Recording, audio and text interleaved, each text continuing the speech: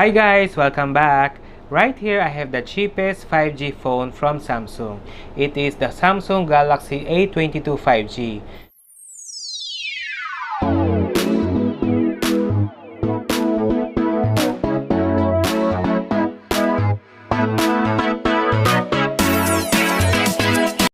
So this is the cheapest 5G phones for now available in the market. And ano kaya meron sa Samsung 5G phone na to? Bakit siya mura? What's the catch? Kasi usually, pag mid-range phone na Samsung na around 15,000 peso pababa, may mga ibang features siya na kulang. Medyo bitin tayo sa mga features o hinahanap natin. Unlike sa ibang brand na phones, may mga phones dyan na less than 15,000 pesos. Pero andun yung mga features niya na hinahanap natin like NFC. Ito kaya, ano kaya meron sa Samsung na to? It is simply 5G lang? Or meron din siya sa mga features na hinahanap natin? Or maganda rin ang performance niya? Or pangit ang performance? Well, we will find out in this video. But first, let's unbox this phone. So here's the box. Yung front, it's Samsung Galaxy A22 5G. And this is color violet. Kita natin sa side. And dito wala. And ito yung sa ilalim, nakasulat color violet with 128GB of ROM and 6GB of RAM. So open na natin guys.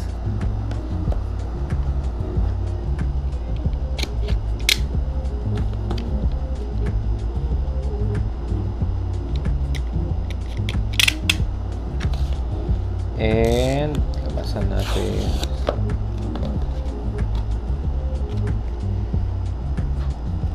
Ikot natin, baligtad yata.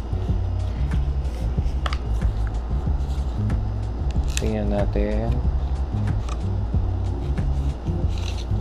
Oh, there's no jelly case. Here's the warranty card. Phone. And what's inside the box? We have the charger. Tingnan na ito.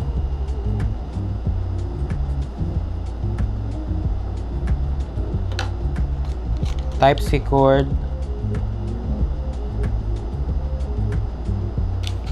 And the SIM ejector pin.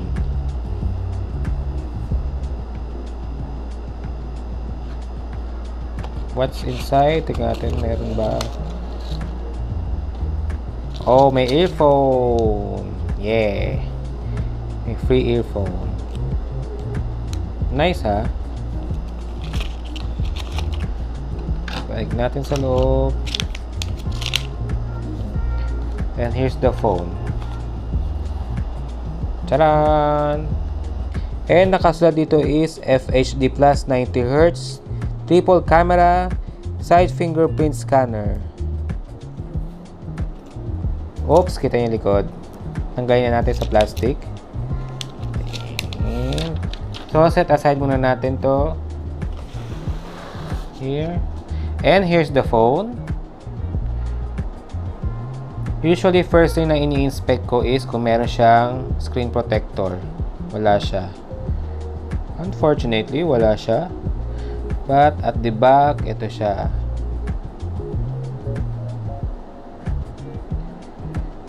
Sabi color violet siya, pero mukhang purple for me. Ito. Para may pagka-pearly siya. Pagka-pearly violet or purple for me. Sorry, papasabi akong purple kasi mas mukhang purple siya. Pero nakasulat sa box is violet. So let's call it violet. So ito yung triple camera and the LED flash. So yung camera setup common lang para nung last year pa.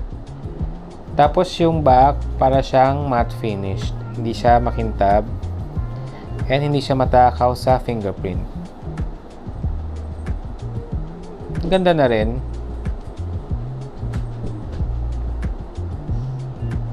So here's the phone, na-unbox na natin. And naglagay na rin ako ng mga necessary applications for the testing of this phone for my first experience. So nasa side yung fingerprint scanner to unlock the phone. So unlock natin yung phone. Ito, lock natin and unlock. pwede rin siya pattern tsaka face recognition to unlock the phone. Color violet yung kinuha ko. So, on the right side, andito yung volume control and the power button. The power button is also the fingerprint scanner to unlock the phone. Sa ilalim ng phone is the headphone jack, the mic, the Type-C port, and the loudspeaker. On the left side is the SIM card tray with the memory card. So, pwede siya dalawang SIM card and one memory card. Yung both SIM card, pwede siya sa 5G. Na-try na natin. And on the top of the phone, meron siyang secondary mic. Back of the phone, the triple camera here. The usual, ito rin, nasa corner sila. And this is the NTC sticker. Kung gusto nyo tanggalin, pwede rin. And na-discover ko, andito pala yung IMEI number. And the Samsung logo. Nandito na siya. So going back at the screen, this is 6.6 inches with 90Hz refresh rate. And this is FHD+. Medyo may kabigatan lang yung phone dahil 203 grams siya. Wala pa siyang jelly case ha. So obvious na mabigat talaga siya. So this phone is powered by 5,000 mAh with 15 watts fast charging. This phone is run by MediaTek Dimensity 700 5G and Android 11 UI 3.1. So for me, I think this is one of the best chipset for mid-range phone 5G. Pansin ko lang kasi sa Poco entry same sila eh. So medyo okay naman. So na-test ko na rin yung 5G na itong phone. Okay naman siya. Nasasagap naman yung mga 5G signals dito around Metro Manila. And particularly pag nasa Makati tayo. And now for the camera. It has triple camera at the back, 48 megapixel main camera, 5 megapixel ultra wide, and 2 megapixel depth. For the front camera or selfie camera, it has 8 megapixel. Yung resolution ng video recording at the rear camera is QWXGA or 2K resolution up to 30 fps, while sa front camera is 1080p at 30 fps. Both for photo and video can zoom up to 10 times. So here are the sample videos and photos taken from this phone.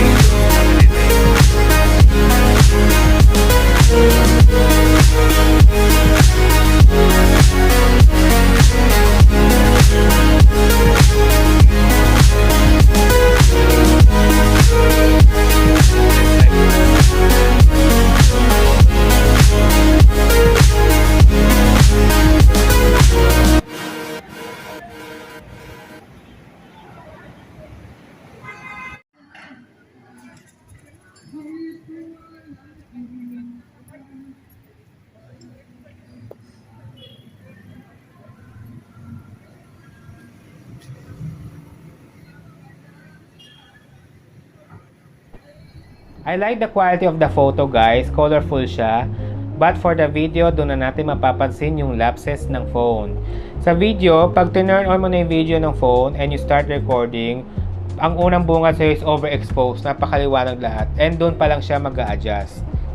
Another thing is yung portrait mode ng rear camera.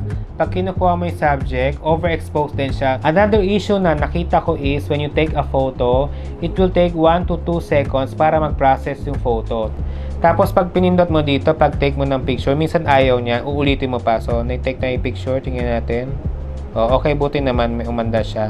Pero most of the time, pag take mo ng picture, halimbawa dito, tapos pipinitin mo dito, ayaw niya. Ayun o, dalawang beses inulit. So, yun ang problem. And for the quality of the video, okay lang siya. Tama lang, 2K. Sana talaga, gusto ko talaga sa phone is 60 FPS. Pero wala siya. So, okay lang. And now for the gaming. For Mobile Legends, is up to high resolution only. Smooth naman yung playing niya. Kasi nga up to high lang ino-offer ng phone na to. So, no problem. Wala namang lagging. Or wala namang frame drop. So, okay na okay paglaro ng Mobile Legends dito sa phone. Same thing also with Call of Duty. With the graphic quality is up to medium only. Frame rate is up to high only. And of course, up to high and medium lang sila. So, okay na rin yung paglalaro ng COD sa phone na to. I tried other games also and okay rin naman maglaro ng games sa yung mga fast-moving games. Okay na rin tong phone. Watching video and YouTube is very enjoyable on this phone kasi very colorful siya. One problem is yung audio niya. Clear siya pero mahina talaga. Hindi ko naman sinasabi pangit yung quality ng loudspeaker. Mahina lang talaga yung volume. Kahit naka-maximum siya, parang mahina pa rin para sa akin yung volume ng loudspeaker. So, yun another problem. Overheating, medyo na-experience ko siya pag mahina yung signal ng mobile data ng phone mo. So, of course, wala siyang 5G. So, nag-4G siya and siguro naka 2 bars or 3 bars lang siya. So, ito na nga guys. This model of the phone, wala siyang NFC, wala siyang screen recording, and wala rin siyang secured folder na lagi nating hinahanap. Bakit gusto niyo ng secured folder? So, important, diba, hinahanap din natin yung mga NFC for payment. And of course, screen recording. Uso na rin kasi mag-screen recording. And also, secured folder na wala dito sa model ng Samsung. So, medyo nakaka-disappoint. So, guys, dagdag ko lang pala. Wala pala siyang macro shot sa phone na to, yung camera. So, mas maganda i-activate nyo lang yung scene optimization. I-on nyo na lang. So, siya na mag-a-adjust pag meron tayong gustong i-macro shot. Ang maganda naman sa front camera, for taking photos, meron siyang wide. So, you can take groupies with your friends or solo. Kasi, yun nga, meron siyang wide. Cute siya. For photos only, no for video. Okay? So, guys, overall conclusion ko for this phone is okay siya sa games. Okay din yung chipset na ginamit dito. When switching application, hindi naman siya nag-hang.